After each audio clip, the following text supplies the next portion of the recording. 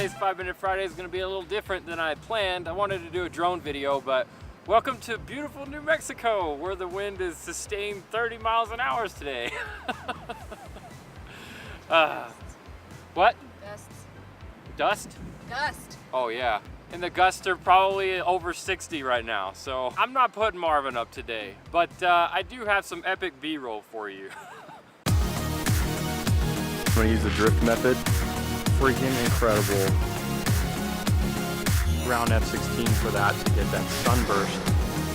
All right, let's show you what I got going on over here. I got my 5D4 and I put my 14 on because we're in this canyon and I want the clouds, the canyon, and a little bit of this grass with the sun. And I got the sunburst all with the 14. And it is beyond windy right now. It is just insane, and it's worse in this canyon because it's all being funneled. But I think it's gonna make for a cool video. Also, I don't know if you can see it, but down there's a little water in the creek, and the wind is blowing so bad it's blowing the water in the opposite direction that it's flowing, which is crazy. All right, so here's a tip for when it's super windy like this, especially when you're shooting with longer lenses. Don't use the hood because it'll act like a sail. Even though the wind it can come from any direction. It just blows these things around.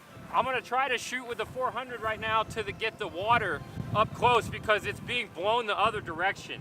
So let's see if I can get it.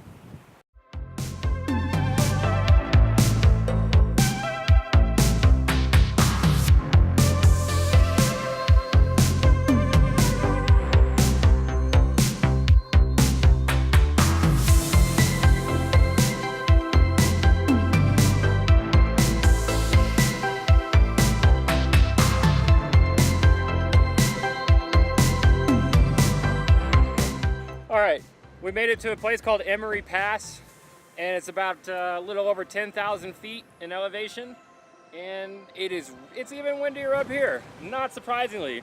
I'm hiding behind a metal sign, and I'm gonna try to do a time lapse.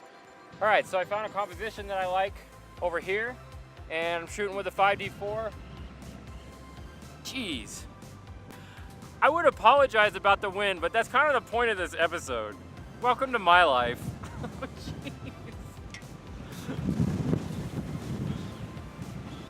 so one more tip for shooting in super windy conditions, either put your tripod really low or widen the legs out, or both. Make the legs really wide and put it low, and that'll give you the best stability, especially with heavier, longer focal length lenses.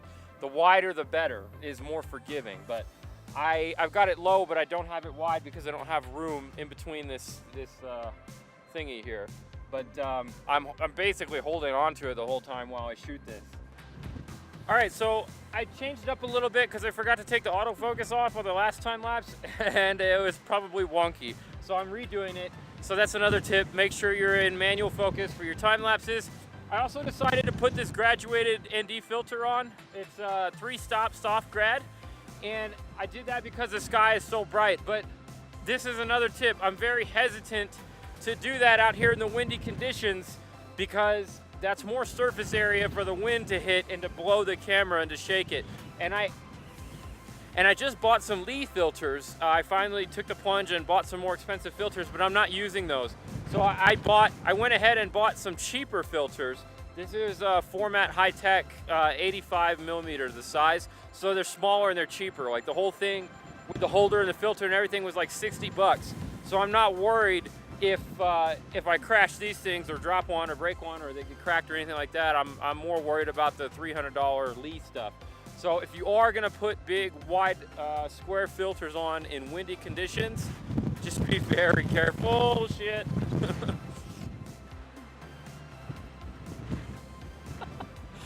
All right, guys, I'm gonna call this an episode before my camera and I get blown off the side of this mountain. So thanks for hanging out with me on this super beautiful New Mexico day.